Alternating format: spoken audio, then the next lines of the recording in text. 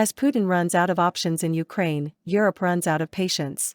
While Russian President Vladimir Putin appears to be running out of options as he faces Ukrainian advances on several fronts, an energy crisis linked to the ongoing war is leaving Europeans increasingly frustrated. Europe and Western countries around the world moved quickly to impose unprecedented sanctions on Russia in the wake of its Ukrainian invasion on February 24.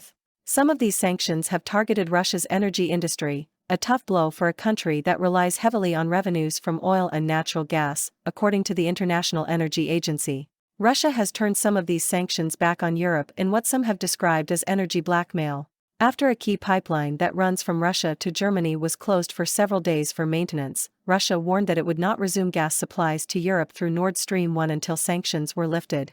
Pumping problems arose because of sanctions imposed against our country and against a number of companies by Western states, including Germany and the UK, Kremlin spokesperson Dmitry Peskov said, according to the BBC.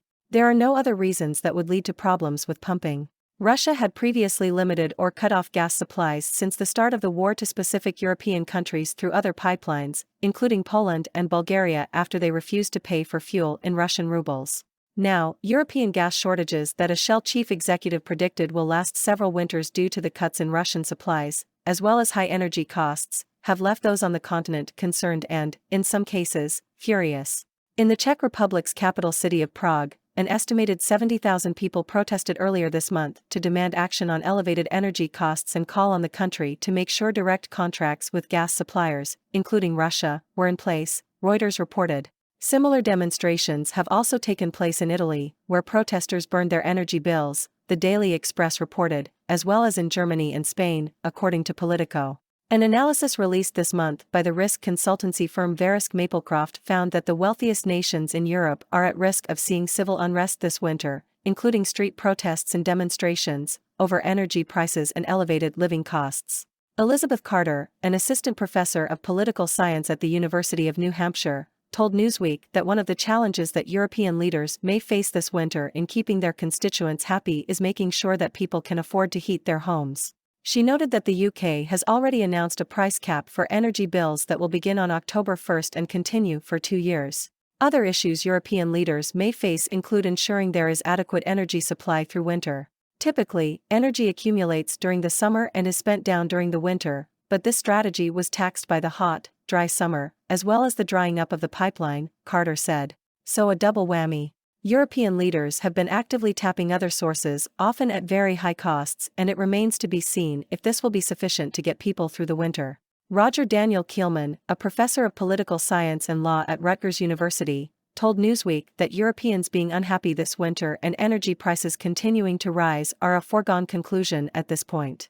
So, I think their challenge won't be to keep them happy. It'll be to keep them warm, right? He said, adding that it will come down to what emergency plans can be put in place to help people cope. A flash Eurobarometer survey released in May that polled residents of European Union member states found that 80% of respondents approved of the economic sanctions against Russia. Carter does not believe that support for Ukraine and European sanctions against Russia will be greatly impacted in the winter despite the potential heating and gas issues.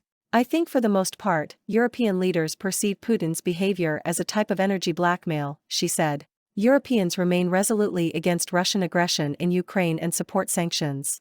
I think public support will wane somewhat this winter as the energy crisis comes into relief, but I would be shocked if the support weakened enough to undermine the sanctions.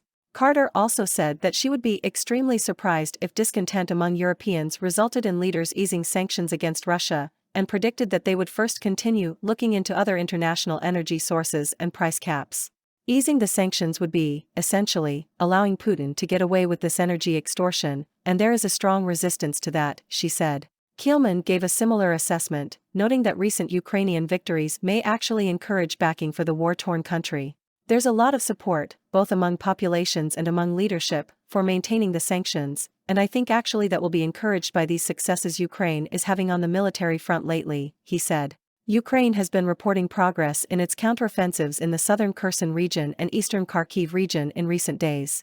A retired U.S. general assessed last month that Putin was out of ideas in the war and his military is operationally in a box. Interesting user comments. William Nelson, fact check. I have been in Europe for a month and have talked to a lot of people. Not one wants to let Putin off the hook in exchange for lower energy prices. They know it is a short-term pain in exchange for long-term security situation. Americans need to understand the same. Here in Italy gas is $10 a gallon, so Americans quit complaining about $3.50 gas, that is cheap. Ditto with food inflation. This is a supply and demand situation coming out of COVID. Companies that produce these products including food are not back to 100% and are hesitant to invest what it takes to do that. Also, we had very cheap food before COVID, and we wasted tremendous amounts of food and got too fat. Reduce portions and lose weight, get healthier and eat more veggies which are cheap. Whatever it takes, we must make sure Putin is destroyed or gives up.